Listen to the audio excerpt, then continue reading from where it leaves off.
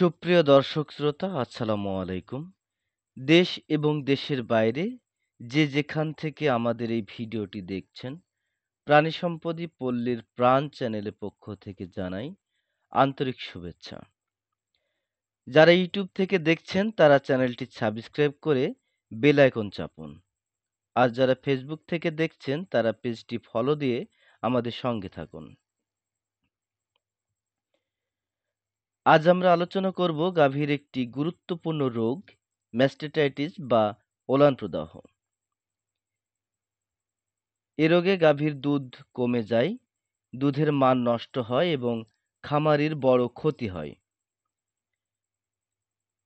এখন জানাবো এই রোগ কি কারণে হয়। ম্যাস্টাইটিস মূলত বিভিন্ন ব্যাকটেরিয়ার কারণে হয়, যেমন স্টেফিলোকোক্কাস, স্ট্রেপ্টোকোক্কাস এবং ইকোলাই। অপরিষ্কার পরিবেশ, অপরিষ্কার হাত বা দুধ দোহনের যন্ত্র সঠিকভাবে পরিষ্কার না থাকলে এই জীবাণু ছড়িয়ে পড়ে। প্রিয় দর্শক, এবার জেনে নিন কি কি লক্ষণ দেখলে বুঝবেন আপনার গাভীর ম্যাস্টাইটিস বা ওলান প্রদাহ হয়েছে। আক্রান্ত ওলান ফুলে যায়, লালচে ও গরম হয়ে ওঠে, গাভী ব্যথায় অস্থির হয়ে থাকে, গাভী ঠিকমতো খেতে চায় না, দৈহিক তাপমাত্রা বৃদ্ধি পায়, দুধের মধ্যে আঁশ, রক্ত, ফ্লাইবিন ক্লট বা পানির মতো পরিবর্তন দেখা যায়। সাবক্লিনিকাল অবস্থায় বাহ্যিক লক্ষণ না থাকলেও পরীক্ষায় শ্বেত রক্তকণিকা বেড়ে যায়। এমন লক্ষণ দেখা দিলে অবশ্যই দ্রুত একজন পশু চিকিৎসকের পরামর্শ নিন। দর্শক, এ রোগ হলে কি করণীয় সে সম্পর্কে জানা জরুরি।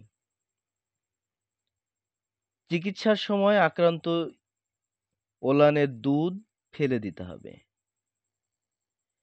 দিনে ২ বার ওলানে ঠান্ডা পানি দিয়ে ম্যাসাজ এবং পশু চিকিৎসকের পরামর্শে ইন্ট্রাম্যামারি টিউব, অ্যান্টিবায়োটিক, অ্যান্টিহিস্টামিন এবং ব্যথানাশক ব্যবহার করা হয়। মনে রাখবেন, ওষুধের সঠিক ব্যবহার ও মাত্রা নির্ধারণ করবেন কেবলমাত্র একজন প্রশিক্ষিত পশু চিকিৎসক। প্রিয় দর্শক, চিকিৎসার চেয়ে প্রতিরোধ অনেক সহজ। দুধ দহনের আগে ও পরে ওলান পরিষ্কার রাখতে হবে। দহনের পরপরেই গাভীকে খাবার দিতে হবে যাতে শুয়ে না পড়ে।